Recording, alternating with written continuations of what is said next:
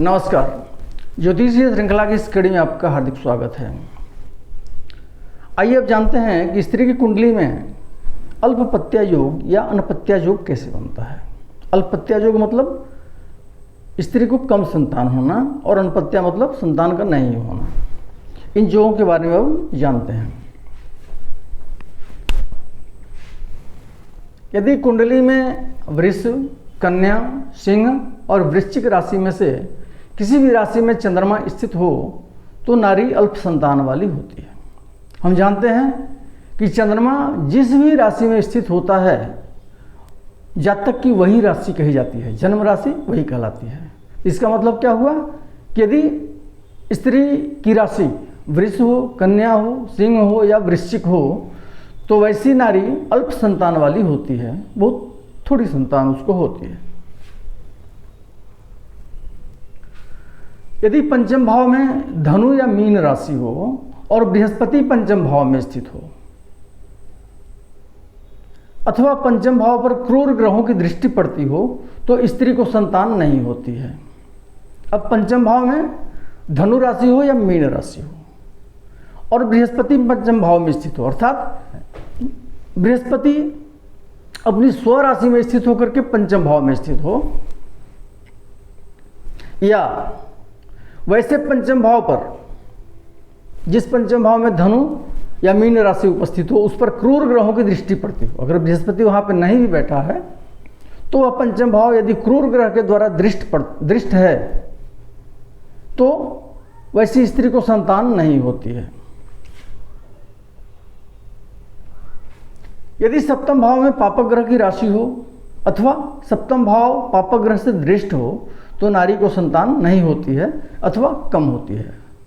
सप्तम भाव में पापक ग्रह की राशि हो या सप्तम भाव पर पापक ग्रह की दृष्टि पड़ रही हो तो वैसी नारी को संतान नहीं होती है या कम होती है। वो ग्रहों के और भावों के बलाबल के हिसाब से हम उसका आकलन कर सकते हैं।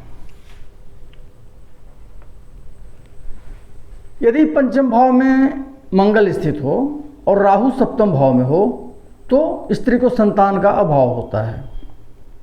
पंचम भाव में मंगल स्थित हो और राहु सप्तम भाव में स्थित हो तो वैसी स्त्री को संतान नहीं होता है। अगर कहा जा रहा है कि यदि पंचमेश के नवमांश में शनि या बृहस्पति हो तब भी स्त्री को संतान नहीं होती है। पंचमेश के नवमांश में अर्थात पंचम भाव का जो स्वामी है उस ग्रह के नवमांश में। अब ये क्यों नहीं कहा गया कि पंचम में जो राशि है उसके नवमांश में, क्योंकि हम जानते हैं कि 5 ग्रहों के आधिपत्य में 2-2 राशियां होती हैं। तो पंचम भाव की जो राशि है उसका पति जो है अधिपति उसका नवमांश अदला अर्थात पंचम भाव का की राशि का नवमांश या उसकी जो दूसरी राशि है उस स्वामी की उसके नवमांश में भी यदि शनि या बृहस्पति स्थित हो तब भी स्त्री को संतान नहीं होती है।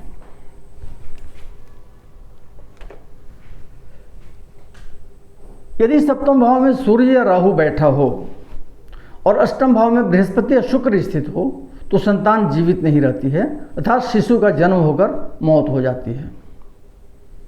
सप्तम भाव में सूर्य बैठा हो या राहु बैठा हो और अष्टम भाव में बृहस्पति हो या शुक्र स्थित हो, कोई भी स्थिति बने तो वैसी स्त्री की संतान जीवित नहीं रहती है अर्थात शिशु का जन्म होता है और मृत्यु को प्राप्त होता है शिशु। ऐसा यदि सप्तम स्थान में चंद्रमा या बुध हो तो नारी कन्याओं को जन्म देने वाली होती है और यदि पंचम भाव में बृहस्पति या शुक्र हो तो नारी बहुत पुत्रों को जन्म देती है। सप्तम स्थान में चंद्रमा हो या बुध हो, दोनों में से कोई भी ग्रह सप्तम भाव में बैठा हो तो वैसी नारी जो है कन्याओं को जन्म देने वाली होती है।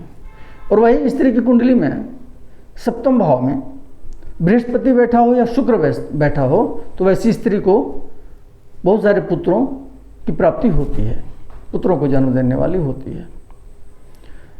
इस अल्पत्या और अनपत्या योग से संबंधित कुछ और सूत्रों के बारे में हम अगले वीडियो में जानेंगे, उसका अध्ययन करेंगे। नमस्कार।